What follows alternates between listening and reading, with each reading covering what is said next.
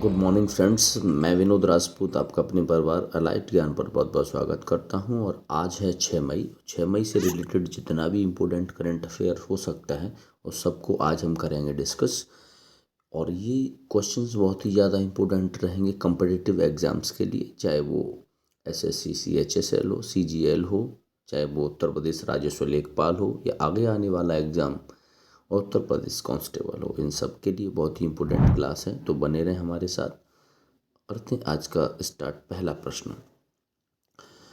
प्रश्न है, विश्व पुर्तगाली भाषा दिवस, वर्ल्ड पोर्टुगीज लैंग्वेज डे, हाल ही में किस तिथि को मनाया गया है? आपके ऑप्शन हैं 3 मई, ऑप्शन बी है 4 मई, ऑप्शन सी है 5 मई और ऑप्शन डी है 6 मई। इसका जो राइट आंसर है वो है 5 मई। प्रतिवर्ष 5 मई को विश्व पुर्तगाली भाषा दिवस के रूप में सेलिब्रेट किया जाता है। यह पुर्तगाली भाषा की विविधता और सांस्कृतिक समृद्धि का जश्न मनाने के लिए यह दिवस मनाया जाता है। आपको बता दूं कि यूनेस्को ने 2019 में इसे मनाने की घोषणा की थी। तो इससे रिलेटेड कितने 3 फैक्ट बहुत ही इम्पोर्टेंट है। पूछा जाए कि विश्व पुर्तगाली भाषा दिवस कब मनाया जाता है, तो वो मनाया जाता है 5 मई को।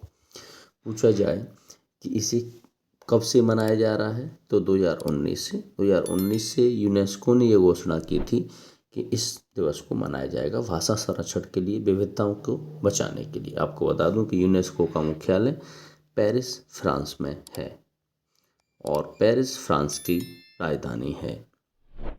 4 मई को वर्ल्ड फ्रीडम फाइटर्स डे, यानी जो अग्निशामक दिवस मनाया जाता है। Next question, world press freedom index 2026 में कुल 180 देशों में से भारत का स्थान क्या रहा है? आपके ऑप्शंस हैं 151, ऑप्शन बी है 153, ऑप्शन सी 157 और ऑप्शन डी है 161। इसका जो राइट आंसर है वो है 157, यानी वर्ल्ड प्रेस फ्रीडम इंडेक्स 2026 में जो भारत का स्थान रहा है वो 157वां स्थान है। पूछा जाए कि इससे पहले 2025 में कौन सा स्थान था, तो वो 151वां स्थान था। कितने स्थान का लॉस हुआ है? 6 स्थान का, यानी गिरावट आई है और अब वह भारत 157वें नंबर पर आ गया है कुल 180 देशों में से। पूछा जाए कि इस रिपोर्ट्स कौन प्रकाशित करता है, तो रिपोर्ट्स विदाउट बॉर्डर्स इसको प्रकाशित करता है। प्रेस स्वतंत्रता के मामले में भारत की रैंकिंग चिंताजनक रूप से नीचे आई है। इस सूचकांक में नॉर्वे लगातार पहले स्थान पर बना हुआ है। तो पूछा जाए कि पहले स्थान पर कौन है? नॉर्वे। पूछा जाए भारत की वर्तमान स्थिति क्या है? 157वें है। 2025 में क्या था? तो 151वें स्थान पर था। और रिपोर्ट्स विदाउट बॉर्डर्स के द्वारा यह रिपोर्ट्स प्रकाशित की जाती है और कुल 180 देशों को इसमें काउंट किया जाता है। नेक्स्ट क्वेश्चन है, वर्ल्ड प्रेस फ्रीडम इंडेक्स प्रतिवर्ष किस संगठन द्वारा जारी किया जाता है? आपके ऑप्शन है एमनेस्टी इंटरनेशनल, ऑप्शन बी है reports without border, option C है संयुक्त राष्ट्र और ऑप्शन डी है विश्व बैंक। इसका जो राइट आंसर है वो है रिपोर्ट्स विदाउट बॉर्डर्स के द्वारा यह रिपोर्ट प्रकाशित की जाती है प्रतिवर्ष। और RSF पेरिस स्थित एक अंतर्राष्ट्रीय गैर सरकारी संगठन है, यानी ये रिपोर्ट्स विदाउट बॉर्डर्स जो है ये पेरिस में है, यानी फ्रांस में, और एक अंतर्राष्ट्रीय गैर सरकारी संगठन है, कोई सरकारी संगठन नहीं है जो ये रिपोर्ट प्रेस यानी ये प्रकाशित करता है। ये दुनिया भर में प्रेस की स्वतंत्रता और पत्रकारों की सुरक्षा की निगरानी भी करता है। नेक्स्ट क्वेश्चन है, भारत का पहला मोती पालन क्लस्टर, पर्ल फार्मिंग क्लस्टर कहाँ स्थापित किया गया है? आपके ऑप्शन है सूरत गुजरात में, ऑप्शन बी है हजारीबाग झारखंड में, ऑप्शन सी है मैसूर कर्नाटक में और ऑप्शन डी है तंजौर तमिलनाडु में। इसका जो राइट आंसर है वो है हजारीबाग झारखंड में। हजारीबाग झारखंड में भारत का पहला मोती पालन क्लस्टर ओपन किया गया, यानी स्थापित किया जा रहा है। हजारीबाग पूछा जाए भारत में कहाँ पर है, तो वो झारखंड में है हजारीबाग। हजारीबाग जिला आधिकारिक रूप से भारत का पहला मोती पालन क्लस्टर बन गया है, ये इम्पोर्टेंट फैक्ट है। और इसके बारे में ये है कि यह ग्रामीण अर्थव्यवस्था और रोजगार के लिए एक बड़ा कदम है। नेक्स्ट क्वेश्चन,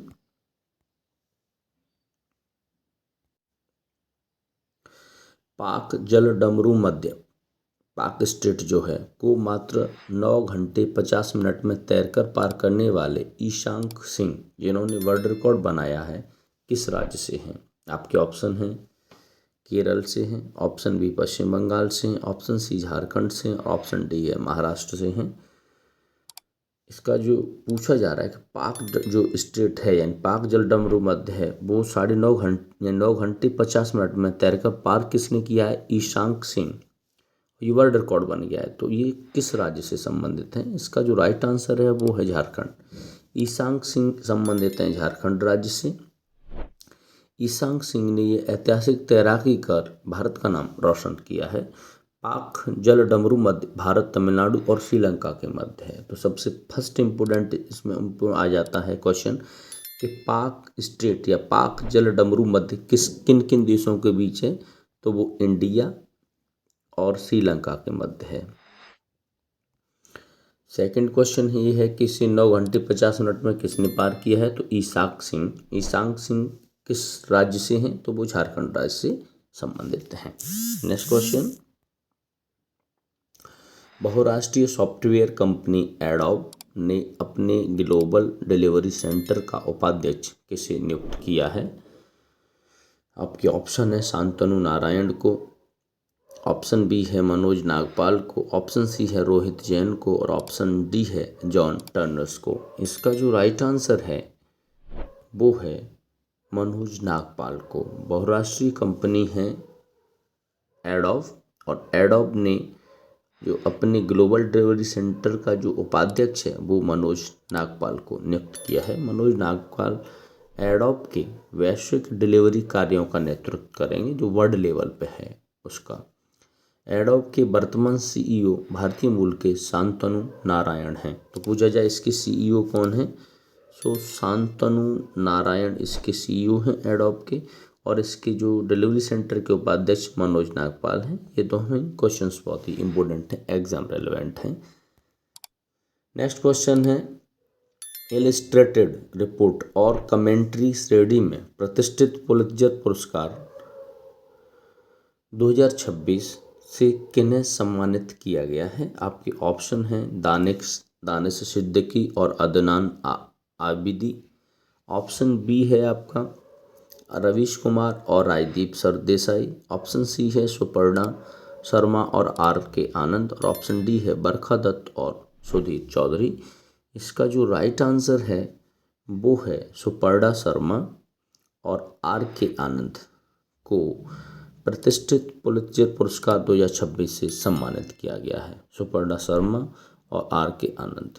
आपको बता दूं कि पुलित्जर पुरस्कार पत्रकारिता, साहित्य और संगीत रचना में सर्वोच्च सम्मान है। आपसे पूछा जाए कि पुलित्जर पुरस्कार किस क्षेत्र में दिया जाता है? तो पत्रकारिता के क्षेत्र में, साहित्य के क्षेत्र में और संगीत रचना में ये सर्वोच्च सम्मान है। इन दोनों पत्रकारों ने इलस्ट्रेटेड रिपोर्ट में ये मुकाम हासिल किया है।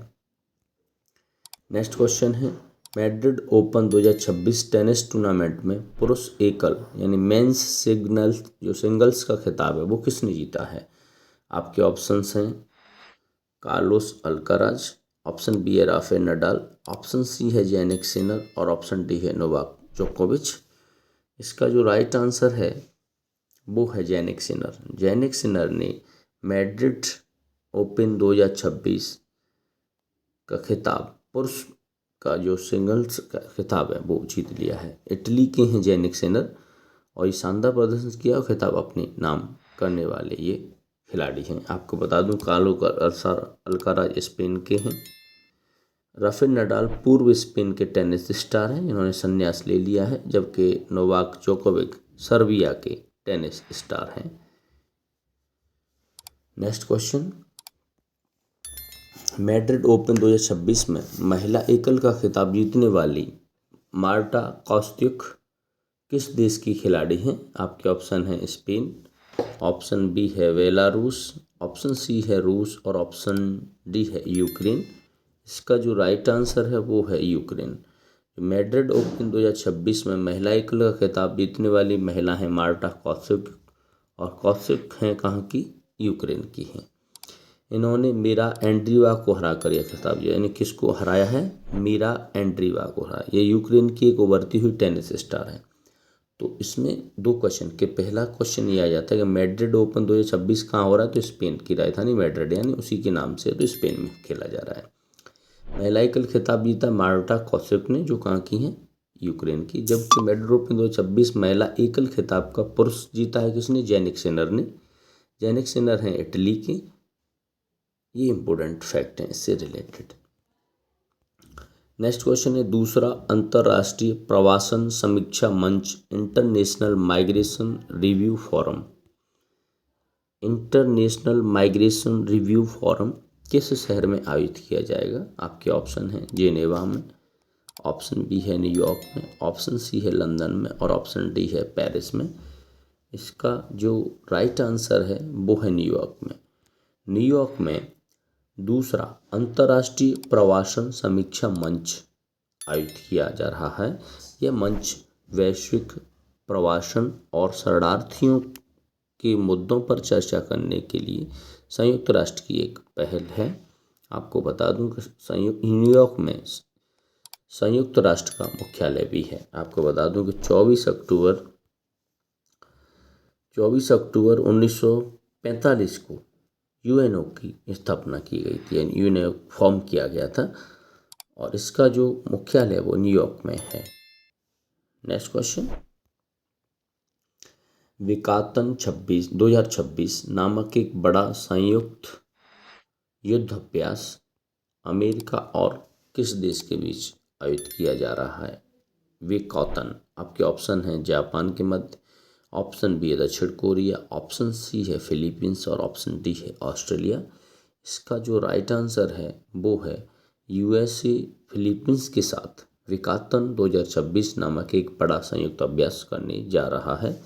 यह अभ्यास दक्षिणी चीन सागर, कहाँ पर, दक्षिणी चीन सागर में यह युद्धाभ्यास किया जाएगा। चीन के बढ़ते प्रभाव का मुकाबला करने के लिए राजनीतिक रूप से यह महत्वपूर्ण है। आपको पूछा फिलीपींस के राष्ट्रपति वर्तमान में कौन है, तो फर्डिनांड आर मार्कोस जूनियर हैं। दोबारा से रिपीट कर देता हूँ कि फ्रांस के जो वर्तमान वो फिलीपींस के जो राष्ट्रपति हैं वो फर्डिनांड आर मार्कोस जूनियर हैं। एक बहुत ही विकौतन जो है युद्धाभ्यास, ये बहुत ही इम्पोर्टेंट है, नया है, तो याद रखिएगा, एग्जाम में आने के बहुत ज़्यादा चांसेस हैं। अमेरिका और फिलीपींस के बीच कौन सा युद्धाभ्यास, विकातन 2026 होने वाला है। कहाँ होगा, दक्षिणी चीन सागर में इसे फॉर्म किया जाएगा। नेक्स्ट क्वेश्चन, हाल ही में यूरोपीय राजनीतिक समुदाय यूरोपियन पॉलिटिकल कम्युनिटी है में शामिल होने वाला पहला गैर यूरोपीय देश कौन सा बन गया है। आपके ऑप्शन है अमेरिका, ऑप्शन बी है ऑस्ट्रेलिया, ऑप्शन सी है कनाडा, और ऑप्शन डी है जापान। इसका जो राइट आंसर है वो है कनाडा। कनाडा यूरोपीय राजनीतिक समुदाय यानी ईपीसी में शामिल होने वाला पहला गैर यूरोपीय देश बन गया है। आपको बता दूं कि कनाडा ने यूरोप के साथ मिलकर जो रणनीतिक और राजनीतिक संबंधों को मजबूत करने के लिए कदम उठाया है, और जो कनाडा की राजधानी है वो ओटावा है, और इसके जो वर्तमान में पीएम है वो मार्क कार्नी हैं। नेक्स्ट क्वेश्चन, भारत के किस राज्य की पहली रेडियो जर्नलिस्ट लिली दास का 90 वर्ष की आयु में निधन हो गया है। आपके ऑप्शन है असम, ऑप्शन बी है पश्चिम बंगाल, ऑप्शन सी है उड़ीसा, और ऑप्शन डी है मेघालय। इसका जो राइट आंसर है वो है असम। असम राज्य की पहली रेडियो जर्नलिस्ट, बहुत ही इम्पोर्टेंट क्वेश्चन है, फर्स्ट रेडियो जर्नलिस्ट हैं, उनका नाम है लिली दास। लिली दास का कितनी 90 वर्ष की आयु में निधन हुआ है। वो कहाँ से संबंधित हैं, असम से हैं। लिली दास असम के प्रसारण इतिहास की एक अग्रणी और सम्मानित हस्ती रही हैं। असम भारत में चाय का सबसे बड़ा उत्पादक राज्य है। ये बहुत ही इम्पोर्टेंट फैक्ट है असम के बारे में। नेक्स्ट क्वेश्चन है, हाल ही में चर्चा में रहा डैम उपग्रह जो डार्क मैटर पार्टिकल एक्सप्लोरर है किस देश द्वारा विकसित किया गया है? आपके ऑप्शन है America, option B Bharat, option C रूस और ऑप्शन डी है चीन। इसका जो राइट आंसर है वो है रूस, वो माफी चाहेंगे चीन। चीन ने विकसित किया है डैम उपग्रह। यह उपग्रह अंतरिक्ष में डार्क मैटर और उच्च ऊर्जा कणों की जांच करने के लिए है। चीन R&D पर खर्च करने वाला दुनिया का सबसे बड़ा देश भी बन गया है। रिसर्च एंड डेवलपमेंट पर सबसे ज़्यादा खर्च करने वाला अगर कोई देश है तो वो अब चीन बन गया है।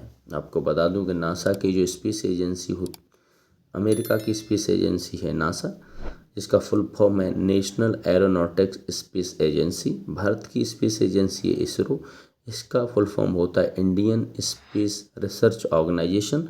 जबकि रॉसकॉस्मोस ये रूस की एक स्पेस एजेंसी है।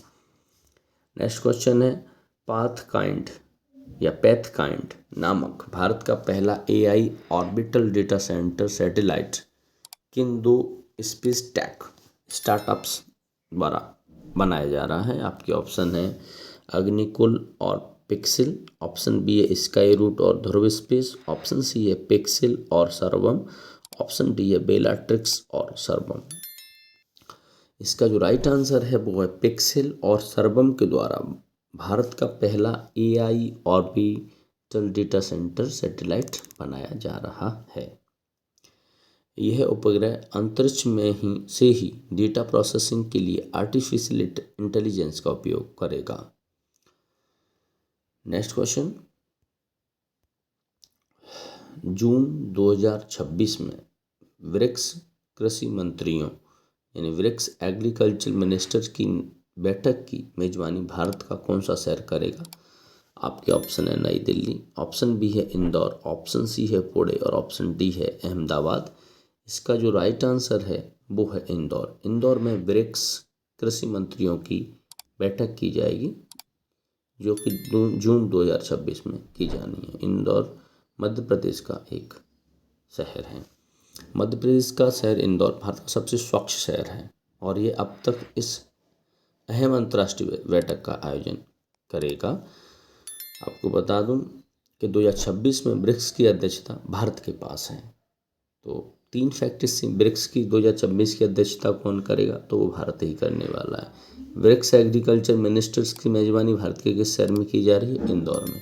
इंदौर भारत का सबसे स्वच्छ शहर है जो कि मध्य प्रदेश में है। नेक्स्ट क्वेश्चन, पानी के भीतर दुनिया का सबसे बड़ा राष्ट्रीय ध्वज अंडर वाटर नेशनल फ्लैग हाल ही में कहाँ फहराया गया है? आपके ऑप्शन है लक्षद्वीप में, ऑप्शन बी है गोवा तट पर, ऑप्शन सी है अंडमान निकोबार में, ऑप्शन डी है रामेश्वर में। इसका जो राइट आंसर है वो है अंडमान और निकोबार में पानी के भीतर दुनिया का सबसे बड़ा नेशनल फ्लैग फहराया गया है। यह देशभक्ति और भारतीय नौसेना गोताखोरों के कौशल का एक शानदार प्रदर्शन है। अंडमान निकोबार भारत का एक प्रमुख रणनीतिक द्वीप समूह है।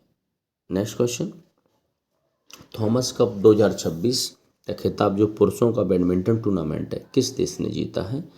आपके ऑप्शन है इंडोनेशिया, ऑप्शन बी है चीन, ऑप्शन सी है भारत और ऑप्शन डी है डेनमार्क। इसका जो राइट आंसर है वो है चीन। चीन ने थॉमस कप 2026 जीत लिया है। आपको बता दूं कि थॉमस कप पुरुषों का, ये बैडमिंटन में पुरुषों का एक कप होता है, जबकि इसमें ही एक कप आता है ओबेर कप। ओबेर कप का संबंध भी बैडमिंटन से, ये महिलाओं के लिए होता है, ठीक है, ओबेर कप। तो 2 कप हैं बैडमिंटन से रिलेटेड, थॉमस कप और ओबेर कप। चीन ने थॉमस कप जीता है जबकि महिलाओं का ओबेर कप दक्षिण कोरिया ने जीता है। तो दोनों ही पॉइंट क्लियर हो जाते हैं। थॉमस कप 2026 किसने जीता? चीन ने। ओबेर कप 2026 किसने जीता? दक्षिण कोरिया ने जीता है।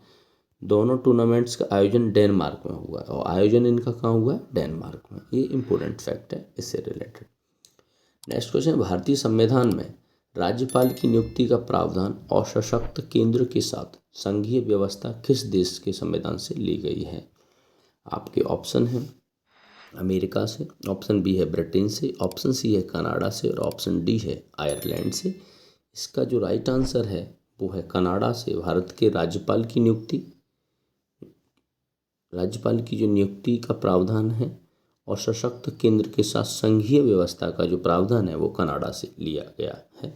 कनाडा से अवशिष्ट शक्तियों का केंद्र में निहित होना भी लिया गया है। कनाडा यूरोपीय राजनीतिक समुदाय में शामिल होने वाला पहला गैर यूरोपीय देश भी बना है, जैसा कि मैंने अभी प्रीवियस क्वेश्चन में करवाया है कि कनाडा यूरोपीय राजनीतिक समुदाय जो ईपीसी है में शामिल होने वाला पहला गैर यूरोपीय देश बना है।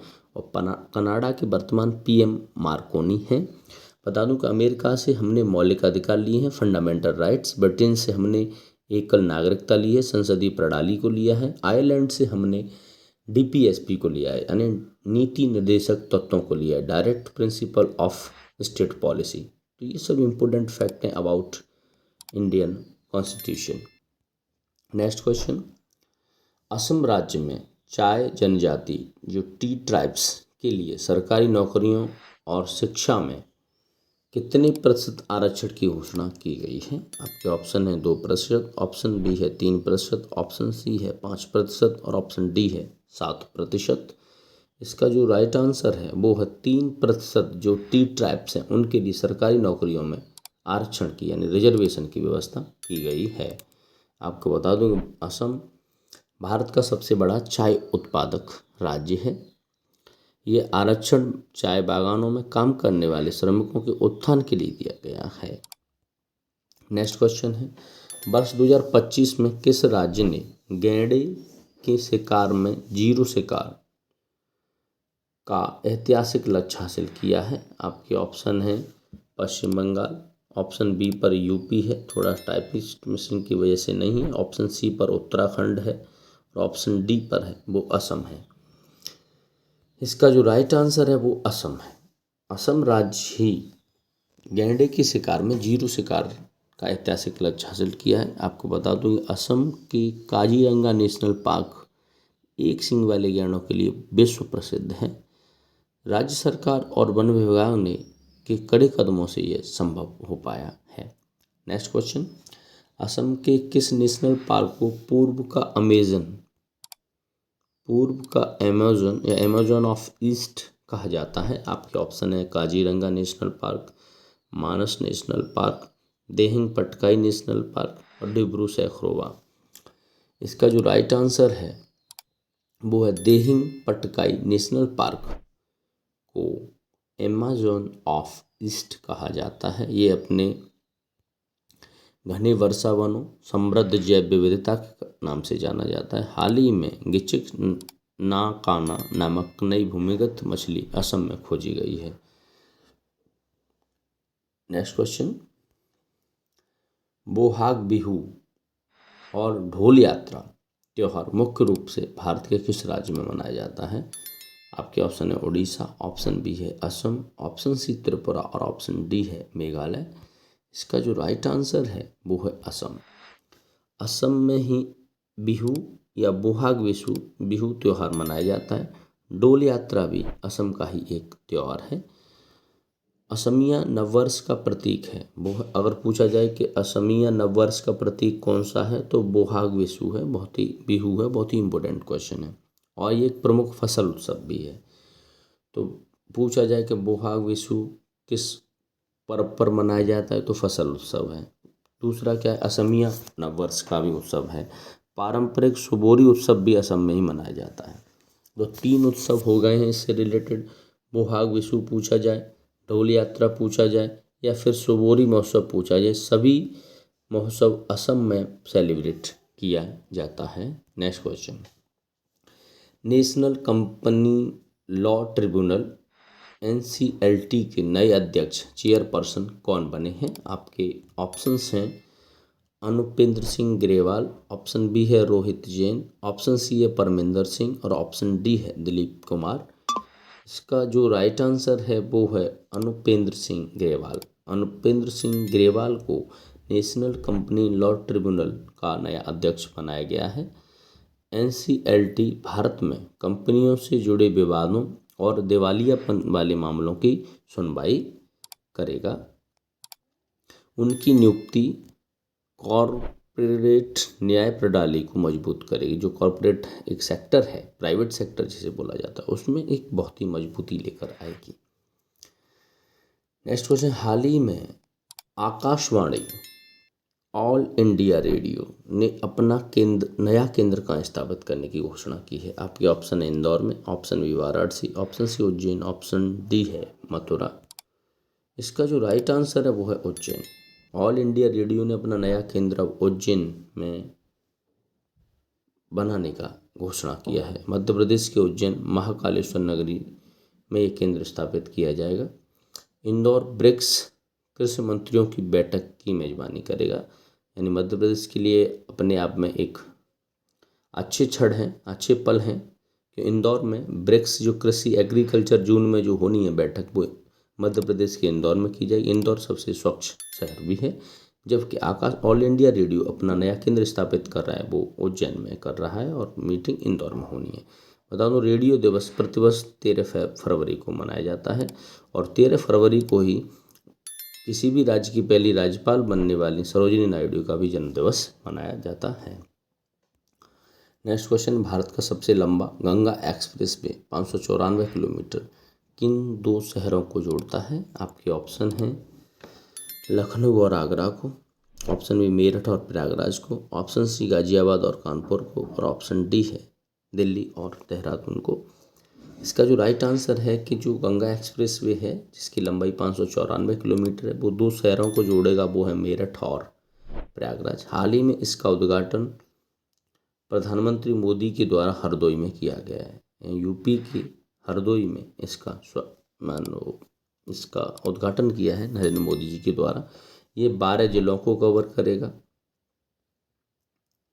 12 जिलों में एक जिला पड़ता है शाहजहाँपुर। इससे पर फाइटर जेट्स के लिए 3.5 किलोमीटर 3.5 किलोमीटर की एक एयर स्ट्रिप बन रही है, हवाई पट्टी इमरजेंसी लैंडिंग के लिए।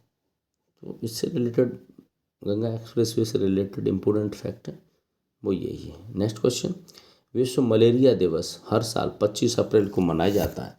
इस वर्ष की थीम क्या थी? आपके ऑप्शन है zero malaria starts with me, option B है time to deliver zero malaria, option C है driven to end malaria, now we can now we must, और ऑप्शन डी है रेडी टू बीट मलेरिया। इसका जो right answer है वो है driven to end malaria, now we can now we must. यह theme malaria उन्मूलन के प्रति वैश्विक तत्परता को दिखाती है। हाल ही में WHO ने नवजातों के लिए विश्व मलेरिया दवा क्वांटम बेबी को मंजूरी दी है। तो पूछा जाए कि WHO ने हाल ही में मलेरिया के लिए कौन सी दवा दी है, तो वो है क्वांटम बेबी। और पूछा जाए मलेरिया दिवस कब मनाया जाता है? 25 अप्रैल को मनाया जाता है। इस साल की थीम क्या थी? The driven to end malaria और now we can now we must, ये इसकी थीम है। नेक्स्ट क्वेश्चन, भारत के किस राज्य में 5 नए जिले नुब्रा, जास्कर, द्रास, साम, चांगथांग बनाए गए हैं? आपके ऑप्शन हैं Jammu Kashmir, option B Ladakh, option C Sikkim, और ऑप्शन डी है अरुणाचल प्रदेश। इसका जो राइट आंसर है वो है लद्दाख। लद्दाख में अब 5 नए जिले बनाए जा रहे हैं, जिनका अगर पूछा जाए कौन कौन है तो नुब्रा है, जास्कर है, द्रास है, साम है और चांगथांग है। लद्दाख में अब कुल 7 जिले होंगे, तो इससे पहले केवल 2 जिले थे, लेह और कारगिल। 5 अन्य को शामिल किया गया है। लद्दाख भारत का सबसे बड़ा और पहला पूर्ण साक्षर केंद्र शासित प्रदेश भी बन गया है। नेक्स्ट क्वेश्चन है पेट्रोग्लिफ संरक्षण पार्क जो शिला चित्र पार्क है, भारत में पहली बार कहाँ स्थापित किया जा रहा है? आपके ऑप्शन है लद्दाख, ऑप्शन बी है उत्तराखंड, ऑप्शन सी मध्य प्रदेश और ऑप्शन डी है महाराष्ट्र। इसका जो राइट आंसर है वो लद्दाख में ही पेट्रोग्लिफ संरक्षण पार्क भी स्थापित किया जा रहा है। प्राचीन चट्टानों पर उकेरी गई नक्काशी को सहेजने के लिए पार्क बन रहा है। आपको बता दूं कि वहाँ के उपराज्यपाल हैं विनय कुमार सक्सेना। बहुत ही इंपॉर्टेंट क्वेश्चन है कि लद्दाख के जो उपराज्यपाल हैं वो कौन है? विनय कुमार सक्सेना हैं और इन्होंने ही 5 नए जिले बनाने की घोषणा या उसकी आधारशिला रखी है। और इसके अलावा पेट्रोग्लिफ संरक्षण पार्क की भी इन्होंने ही आधारशिला रखी है। नेक्स्ट क्वेश्चन है, भारत का कौन सा राज्य देश का पहला पेपरलेस न्यायपालिका जो पेपरलेस जुडिशरी राज्य घोषित किया गया? आपके ऑप्शन है Kerala, option B Goa, option C Sikkim और ऑप्शन डी है गुजरात। आपका जो राइट आंसर है वो है सिक्किम। सिक्किम अब देश का पहला पेपरलेस न्यायपालिका घोषित किया गया है। और आपको बता दूं सिक्किम देश का पहला पूर्ण जैविक राज्य भी यानी ऑर्गेनिक स्टेट ऑफ इंडिया भी सिक्किम है। ये रिवीजन तथ्य हैं, रिवीजन क्वेश्चन हैं। उत्तर प्रदेश की 12वीं रामसर साइट शेखा झील किस जिले में स्थित है? आपके ऑप्शन है अलीगढ़ में। ये आपके लिए रिवीजन क्लास हैं। अब आगे के जो क्वेश्चन है वो रिवीजन रहेंगे आपके लिए। शेखा झील है जो कि भारत की 99वीं रामसर साइट का दर्जा मिला है। पूछा जाए 11वीं साइट कौन सी थी तो पटना पश्चिम बिहार था, एटा का। अब उत्तर प्रदेश में टोटल 12 हो गई हैं। 12वीं शेखा झील अलीगढ़ की है और पूरे भारत में 99 हो गई हैं। नेक्स्ट क्वेश्चन, भारत का पहला प्रोटोटाइप फास्ट फीडर रिएक्टर जो ब्रीडर रिएक्टर कहाँ स्थापित किया जा रहा है? Option Kalpakkam Tamil Nadu, option B Kakrapar Gujarat, option C Narora, option D है तारापुर महाराष्ट्र। इसका जो राइट आंसर है वो है कलपक्कम तमिलनाडु है। नेक्स्ट क्वेश्चन, ई श्रम साथी ऐप जो मजदूरों को योजनाओं और नौकरियों की जानकारी देता है यह किस राज्य के मुख्यमंत्री ने किया है? रिवीजन क्वेश्चन तो मैं जल्दी कराऊंगा। ये छत्तीसगढ़ ने किया है। छत्तीसगढ़ के जो मुख्यमंत्री वर्तमान में अभी कौन है? विष्णुदेव साय ने इसे लॉन्च किया है। छत्तीसगढ़ ने ही इसे खेलो इंडिया ट्रैवल्स गेम 2026 का आयोजन किया है। यानी पहले खेलो इंडिया ट्रैवल्स गेम्स भी कहाँ हुए हैं? तो छत्तीसगढ़ में। ये इंपॉर्टेंट फैक्ट है छत्तीसगढ़ से रिलेटेड। छत्तीसगढ़ के मुख्यमंत्री कौन है? विष्णुदेव साय ने इसे लॉन्च किया। और छत्तीसगढ़ ने ही पहले खेलो इंडिया ट्राइबल्स गेम्स 2026 का आयोजन भी किया है। नेक्स्ट क्वेश्चन है, सीएम इंस्पायर योजना जो यूपीएससी पास करने वाले छात्रों को वित्तीय सहायता देती है किस राज्य ने शुरू की है? Assam, option B Meghalaya, option C Orissa और ऑप्शन डी है केरल। इसका राइट आंसर है मेघालय। मेघालय राज्य है वो यूपी सीएम इंस्पायर स्कीम है जो कि यूपीएससी पास करने वाले छात्रों को वित्तीय सहायता देगी और 1 लाख रुपए दिए जाएंगे। प्रीलिम्स पास करने पर 5 लाख और मेंस पास करने पर 1 लाख दिए जाते हैं। मेघालय ने हाल ही में खासी और गारो की आधिकारिक भाषा भी बनाया है। मिशन मशरूम 13,000 करोड़ का ये प्रोजेक्ट है किस राज्य ने शुरू किया है? आपके ऑप्शन है Bihar, option B Andhra Pradesh, option C Maharashtra और ऑप्शन डी है उत्तर प्रदेश। इसका जो राइट आंसर है वो आंध्र प्रदेश ने मिशन मशरूम शुरू किया है। और आंध्र प्रदेश मशरूम उत्पादन में वर्तमान में नंबर 1 राज्य है। बिहार को पछाड़ना चाहता है। बिहार प्रदेश की पंडुरी खादी को भी जीआई टैग मिला है। तो आज के यही इतने क्वेश्चन रहते हैं। कल के लिए एक आपके लिए होमवर्क क्वेश्चन है कि ओपेक संगठन से हाल ही में किस देश ने अलग होने की घोषणा की है? आपके ऑप्शन है कतर, ऑप्शन बी है इराक, ऑप्शन सी है वेनेजुएला और ऑप्शन डी है यूएई। ये कल के लिए आपके लिए क्वेश्चन है, होमवर्क क्वेश्चन है, बताएं कि कौन है। और ऐसे ही क्वेश्चंस के साथ हमारे साथ बने रहिए। और आप इन क्वेश्चंस का पीडीएफ चाहते हैं तो पीडीएफ इस वीडियो के डिस्क्रिप्शन में इसका लिंक दे दिया जाएगा, वहाँ से आप इसकी पीडीएफ प्राप्त कर सकते हैं। और अगर वीडियो पसंद आए तो उसे लाइक, शेयर और सब्सक्राइब करें। Thank you.